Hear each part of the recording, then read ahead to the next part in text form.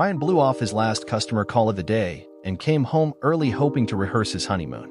He opened the front door and was surprised to find his beautiful fiancée standing there decked out to the nines, black cocktail dress, a string of pearls, sheer black stockings, and high heels.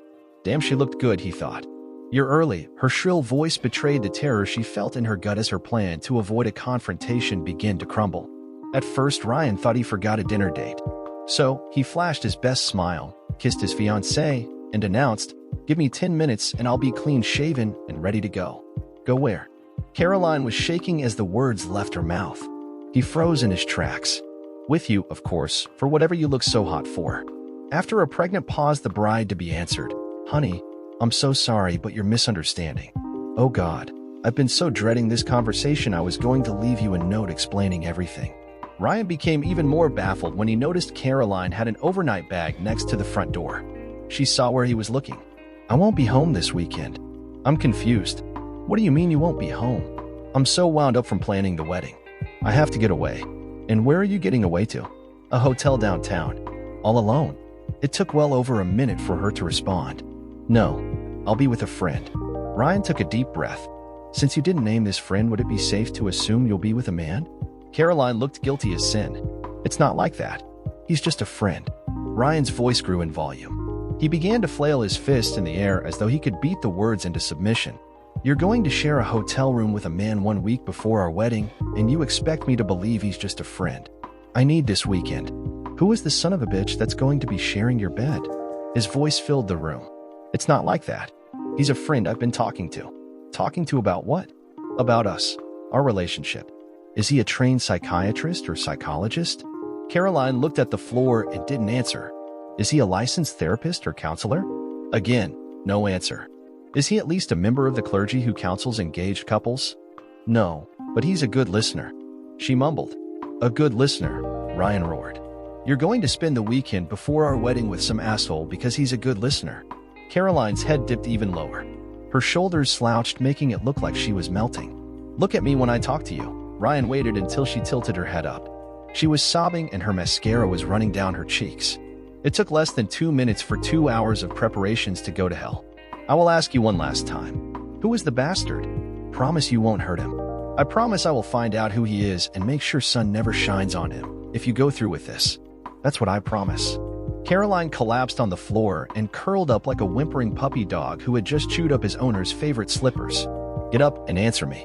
Still no answer. Ryan tore the mirror off the foyer wall and flung it across the room. It exploded against the dining room wall. Glass shards rained down on the hardwood floor. Caroline jumped to her feet. In a soft voice, she managed to squeak out, "This is why I was going to turn my phone off and leave you a note explaining why I have to do this." The look on Ryan's face scared Caroline. "So, if I had come home at the usual time, you would be gone?" No response except for a nod. Ryan fought to keep his composure. "And you were going to sneak away to spend a weekend with another man and leave me a note?" Ryan snapped open his briefcase and took out a legal pad and a pen. He tossed them on the dining room table, then pulled out a chair. "This better be one hell of a note. Start writing." Caroline sat down and began to scribble. A few minutes later, she stopped and put the pen down. He waited to see if she would resume writing. When she didn't, he snatched the pad away from her. She had written exactly one sentence. "Next week I start a new chapter of my life, and I have to do this before it is too late." Ryan looked in shock. His voice quivered with emotion as he asked, "Tell me the truth. Were you going to admit you were going away with another man?" "If I had more time, I would have explained my feelings." "You didn't answer my question." "I would have tried to phrase it so you would agree what I was doing was for us, to make our marriage stronger." "That's crazy. It makes no sense. How could you having an affair make our marriage stronger?" He didn't give her a chance to answer. People get divorced when one of them has an affair. Marriages end because of affairs. So do engagements. This caught her off guard. She never thought for a moment Ryan would threaten to cancel their wedding because of this. Caroline tried to think of a way to defend her actions. Finding none, she gave up and blurted out, "I couldn't tell you because I knew you would react badly." "Badly?" The word flipped a switch and Ryan went off. "Badly? What are you talking about, badly? You haven't begun to see badly. This is your last chance. I will not marry you next week, or ever, unless you tell me his name right now. The wedding is off. How's that for badly?" Caroline grabbed his wrists. "Ryan, please don't say that." I love you more than anything, but this is something I have to do. He broke free. Give me his name. Silence. You have one last chance. Tell me his name or get the hell out of my house and never come back. Ryan, please don't say that. I love you. You have a real sick way of showing it. He opened the front door. This is the last time I'm saying this. Tell me his name or get the hell out of my house. She finally broke down. Scott. Scott Jenkins from work. Your boss. That son of a bitch is older than your father. Ryan screamed. Caroline began to wail like a banshee trying to claw its way out of hell. Have you fucked him already? No answer. Have you fucked him already? Caroline silently looked down at her feet. Have you fucked him already? Caroline buried her face in her hands. Even though your silence speaks louder than any words ever could, I'm still waiting for an answer. You owe me that much. Have you fucked him already? She nodded in the affirmative. That simple gesture hit Ryan harder than any baseball bat could. His heart started to race violently and he thought he was having a heart attack. He felt dizzy and grabbed the table to keep from falling. Caroline stood there afraid to say anything. Ryan took a number of deep breaths before he was able to speak. As I recall from the Christmas party, he's married. What does his wife think about him screwing a beautiful blonde half her age? She's okay with it. She's going through menopause and hasn't been able to have sex in almost a year. Did she tell you this? No, Mr. Jenkins, Scott, did. He said she's too embarrassed to say anything. Why don't we call her and ask? No, Scott said that would humiliate her even more. Give me your phone. I'm willing to take that chance. I don't have his home number, only his cell phone. That means the bastard is sneaking around behind his wife's back. No. He respects her feelings and doesn't want to make her feel like less of a woman. I can't believe how stupid you are defending him. I can't take it. I'm giving you the choice. Leave or get thrown out on your 304 ass. How dare you call me that? What would you call an engaged woman who has an affair with a married man? No response. She turned away from him and began muttering under her breath. I have one more question before you leave. Why were you going to spend the weekend with another man? She finally spoke. This is all your fault, you know. My fault? What the hell are you talking about? When we started to get serious, you admitted you had sex with 3 girls before me. You were the only man I ever had sex with. I told you it didn't matter, but after talking about it with Scott, it started to eat at me, and I knew eventually I would cheat on you to even things up. Scott said if our marriage is to succeed, we must enter it as equals. He said I had to do this now because I told him you always said you would never stay married to a woman who cheated on you. We're not married, so I would even the score. Then I would never cheat on you after we are married. What? Are you insane? That was before I met you. I have been 100% faithful since our first date, Ryan rambled on. So, you staked our whole future on bullshit spewed by a horny old guy who wanted to screw a girl half his age. No, it's not like that. I mean, yes, we talked about it. He made me see how unfair it was to me, but he never tried to manipulate me. So it never occurred to you that he had a vested interest in getting you to even things up. No, it wasn't like that. He only wanted to help us. Humor me.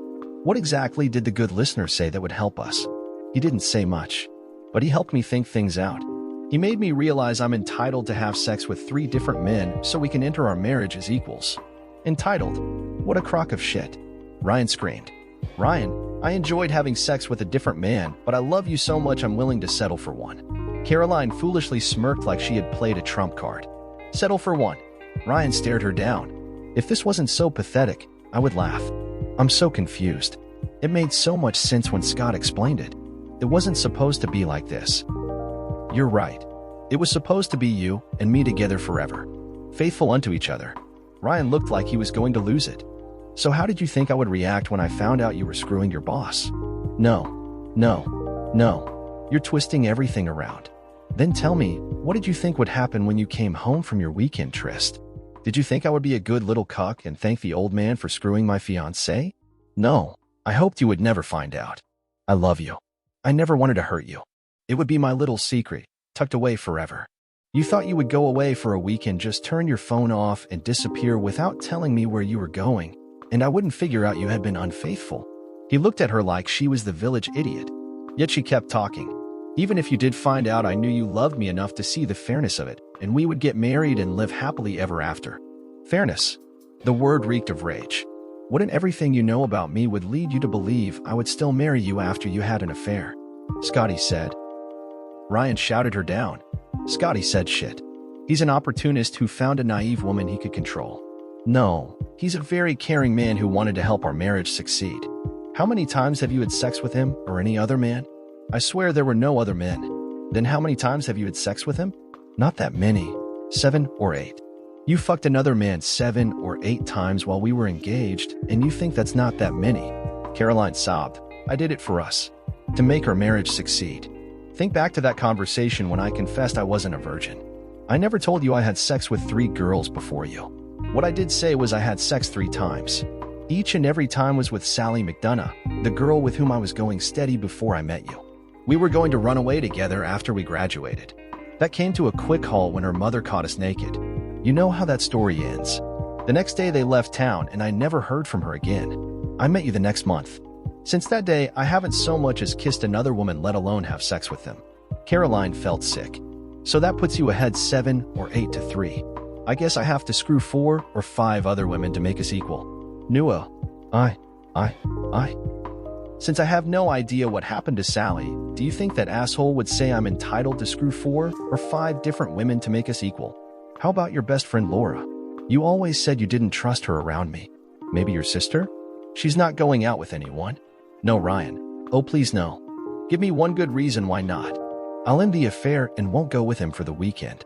You have to understand, I made a mistake, but I did it for us. No, you did it for you, and only you. Please, Ryan, give me another chance. She begged. You're 8 sessions too late for that. I could never trust you again. Please, give me another chance, I swear I'll never. Ryan held up his hand. She stopped talking. What you did was pure evil. There is no us anymore. You destroyed that. And there won't be a wedding. Ever. No. No. No. Don't say that. I love you. I swear I'll never cheat on you again. What hurts even more than your sexual betrayal is you never came to me when you were having doubts. Me, the man you claim to love. I don't know what I would have said or done, but I can promise I would not have told you to have an affair with a married man. Only a marriage-wrecking 304 would do that. Silence. Caroline could almost feel the bony fingers of death tearing her soul, her every dream, out of her chest. She was having trouble breathing and could taste bile in her mouth. What do you think your mother is going to call you when I tell her we're not getting married because in addition to sampling cake you've been auditioning dicks? A real old dick. Caroline responded by screaming no. I will make sure everyone knows what you did. All of our families and friends will know we are not getting married because you had an affair with a married man. Ryan grabbed her left hand and damn near tore her finger off, retrieving the engagement ring from his ex-fiancée. No, that's mine. You gave it to me. Her arms flailed at him, trying to recover the symbol of their commitment. You betrayed us. You betrayed everything this ring stands for. He held it tight in his fist. It's over. I can't marry you. Please leave before I hurt you. The finality of the words tore hard into Caroline. She tried to talk, but her mouth wouldn't form the words. Instead, she made a sound like a dying man fighting for his last breath. Her eyes were huge and her body was shaking. Still no words came. The room grew quiet. Tears ran down Ryan's cheeks. I haven't felt like this since my dad died. Caroline tore through her memory trying to find the right words to save her marriage. But nothing came. That was when she finally realized she had been played. A sharp knock on the door interrupted the silence. Caroline snapped out of her shock and composed herself enough to say, "Oh my God, that's Scott. I'll tell him to leave. Please don't cause any trouble." Ryan grabbed the baseball bat he kept next to the door. "I'm not going to cause trouble. I'm going to kill him right here in the foyer while you watch." Caroline jumped up and tried to stop him. "He's not worth going to jail for." "I really don't care." He stepped around her. "I have nothing to live for. But if I kill him, that will make us even for the pain he caused me." She tried calling his cell phone to warn him. The call went straight to voicemail. Ryan held the bat in one hand as he opened the door. He was ready to drop the old man in his tracks. Instead, he was greeted by 2 police officers. He released his grip on the bat. It hit the ceramic tile floor with a sharp crack. The officers ignored him. "Excuse me, ma'am. Are you Caroline Bradley?" "What's the problem, officer?" The policeman stepped inside and closed the door. "Do you know a Mrs. Loretta Jenkins?" "I work for her husband, Scott." The officers shot each other a look like they were in on a private joke.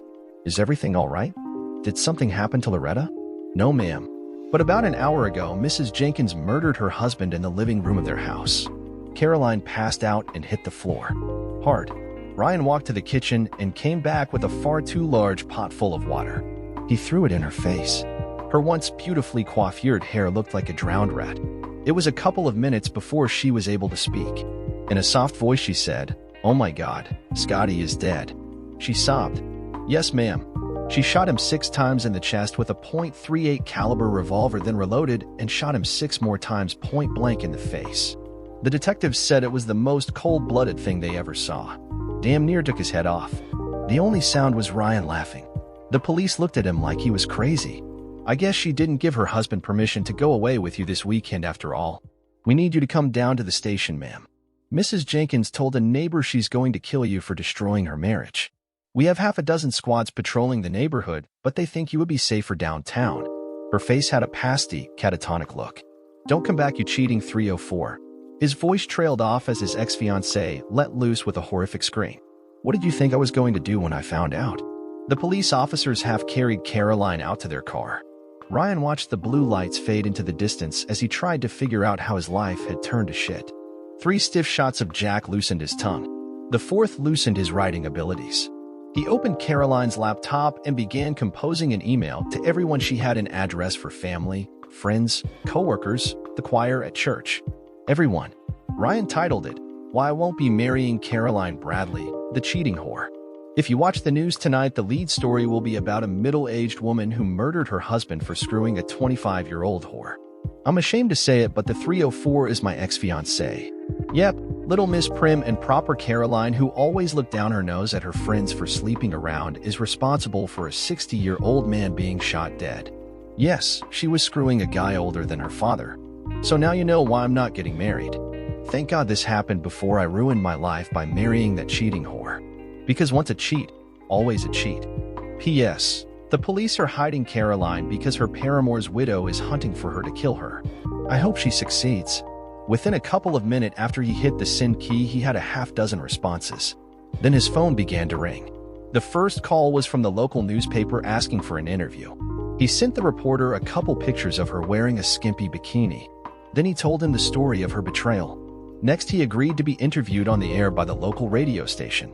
Ryan spent the next couple of hours talking to reporters and answering emails. Most were very supportive, including Caroline's friends and family. When he grew tired of telling the story, he took a break and started shoving everything of Caroline's into a heavy-duty garbage bag. He eventually filled 4 bags. He dragged them out to the front of the garage by the garbage cans. Ryan lived in a bedroom suburb which hasn't had a murder in over 5 years, so the next morning the local newspaper ran a banner headline, "Love Triangle Ends in Death." The TV stations also descended on his peaceful subdivision. Each had led the evening's news with a picture of the on-the-lam suspect as well as Ryan's ex-fiancée in a bikini and the victim. It was pitch black outside when Ryan decided to finish the bottle of bourbon. The next morning, a TV crew showed up in time to video a locksmith changing the locks. He finished by posting no trespassing signs all around the house. 2 hours later, police found Loretta Jenkins sleeping in her car a couple of blocks away from Caroline's apartment. She was arrested without incident. Ryan was hungover when someone began banging on his front door. "Go away," he yelled. "It's the police," was the response. He opened the door. "Mr. Erickson, your fiancée wants to come home so she can explain what happened." "I don't have a fiancée, and this isn't her home." He pointed at the squad car. "This is my home. It will never be her home. Please take her away because I might do something I would later regret."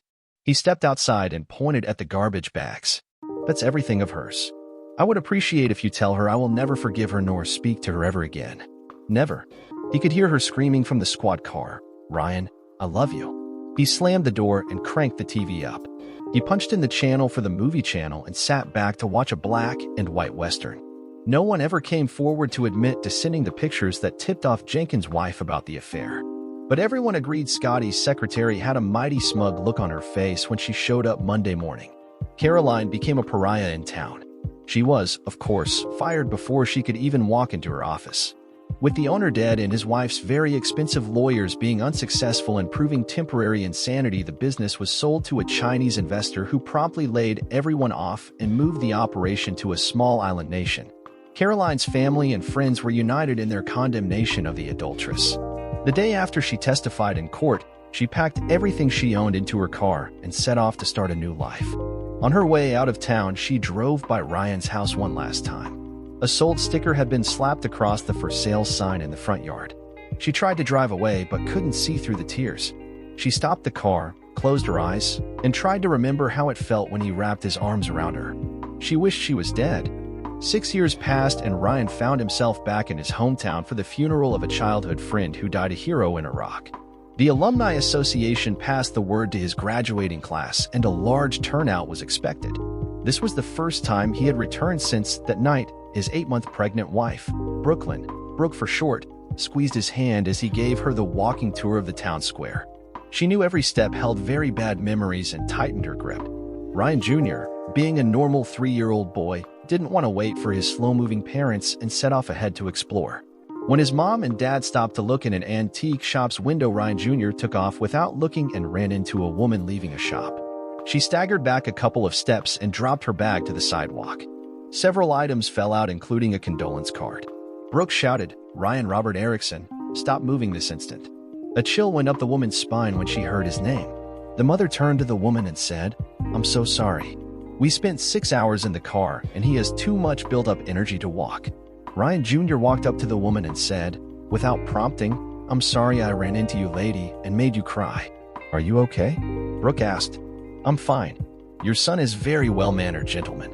You should be very proud of him." As Ryan Sr. knelt down to pick up the bag, he recognized the woman. Their eyes locked, and they kept staring at each other as his son helped pick up an errand ink pen. True to his word, he silently handed the bag to the woman. That was when Brooke noticed her husband had tears in his eyes. She immediately knew who this woman was and, like a lioness protecting her cubs, stepped between the bad memory and her husband. "Get away from my family." She glared at the woman, daring her to speak. As Caroline slunk away, she heard Brooke say, "Never is forever 304. Dear listeners, please share your thoughts in the comments section and don't forget to like, share, and subscribe.